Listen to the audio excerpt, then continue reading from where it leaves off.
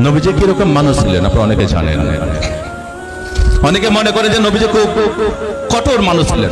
না, নবীজি হযরত মুহাম্মদ সাল্লাল্লাহু আলাইহি ওয়াসাল্লাম তিনি ছিলেন পয়গম্বর, মানুষের প্রতি অত্যন্ত দরদি।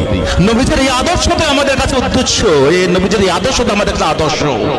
এই আদর্শের মধ্য দিয়ে নবীজি ভারত শুধু মক্কা মদিনা নয় সারা বিশ্বকে ইসলাম ধর্মের মধ্যে প্রবর্তিত করেছিলেন। সেই নবীজির নামে পরিচিকর মন্তব্য যাকে নিয়ে করলেন মা আয়েশা। তিনি ছিলেন তৎকালীন সর্বশ্রেষ্ঠ গুণী ভদ্র মহিলা। আপনারা অনেকে জানেন যে আমাদের নবীজির প্রায় 11 জন বিবি ছিল, তার মধ্যে সবচেয়ে কনিষ্ঠ ছিলেন আয়েশা মা। এই আয়েশা ছিলেন সবচেয়ে জ্ঞানী এবং গুরুগম্ভীর ভদ্র মহিলা, যিনি পবিত্র আল কোরআন নবীজির পরে এই ভারত মক্কা মদিনার মধ্যে তিনি আল হাদিসকে তিনি রপ্ত করেছিলেন এবং সেগুলো প্রচার করার দায়িত্ব নিয়েছিলেন সেই মা আয়েশা।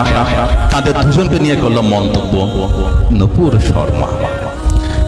ভাবনাটা হচ্ছে একটাই, ওরা জানে যে মুসলমানদেরকে যদি কোনোভাবে আঘাত করা হয়, যখন সিএ হলো আমরা আন্দোলন করলাম, এনআরসি হলো আমরা আন্দোলন করলাম, তার প্রতিবাদে বিভিন্ন সময় যখন বুলডোজার চালালো আমরা তবু শান্তিপ্রিয় আন্দোলন করলাম, তখন তারা দিলটা মারলো একদম নবীজির গায়ে, যাতে পুরো মুসলিম জনতা যেন কেঁপে ওঠে। কেঁপে ওঠে কি করবে? তাদের একটাই লক্ষ্য, হিন্দুদের থেকে মুসলিমদের আলাদা করা,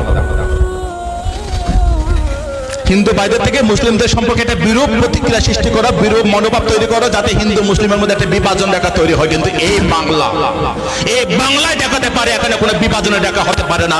এই বাংলা সম্প্রীতির বাংলা, এই বাংলা হিন্দু মুসলিম বৌদ্ধ খ্রিস্টান জৈন শিখ সকল ধর্মের আদর্শের বাংলা। এই বাংলায় আমরা কোনোদিন এইরকম বিবাদ